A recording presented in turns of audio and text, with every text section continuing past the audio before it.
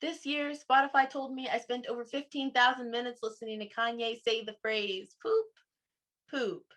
This is only the 678, 349th weirdest thing to happen to me. Number 19,450 was when my mother told me I should take the word think or doubt out of my vocabulary because it'll make me more of an assured person. So I began knowing out loud. Tell my brother I know he will not be outside safe with that much melanin. Tell my teacher I know I did not complete my assignments, and myself I know I am unhappy. But if the government is allowed a breakdown this year, then so am I.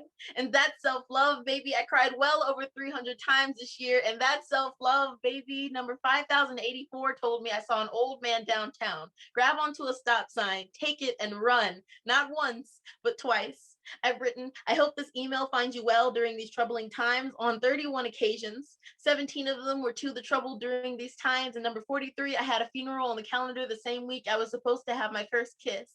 Talk about a death date. I ate inside a building with my partner and ordered a drink that didn't even have straws 3 times. Talk about a death date. This year, I spent my tips 26 times to pay for the groceries.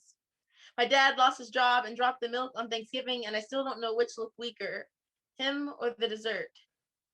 If there was a word for 2020, it would be in German.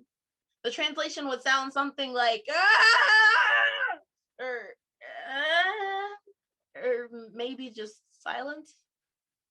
This year, SpaceX has made over 20 attempts to launch rockets into space, and I have sent in over 100 scholarships for them so I could be there one day. I know Elon Musk will never see a single one of them, but at least one Tesla will make it to Mars before me. This year, 1,800 stars died every minute, and I can still feel them missing. All my wishes this year forgot to come true, and I can see the carton my dad left somewhere along the now extra Milky Way. And this year, my depression jumped out of its rib cage and stole a kiss from my lips only once, because it never had to let go. And it took me away so soft and so sweet, like an old man with a sign blaring in red, stop, stop, stop. And my voice slipped out of my body like the Little Mermaid. This year, I crushed my fingers on my heavy heart once a day.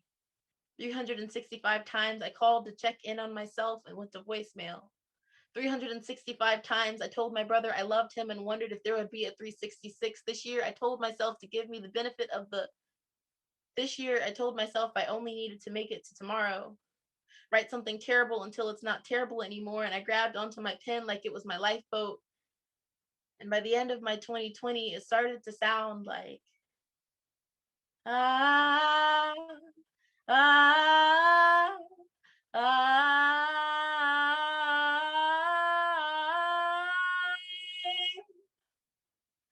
And in a way, that's my number one.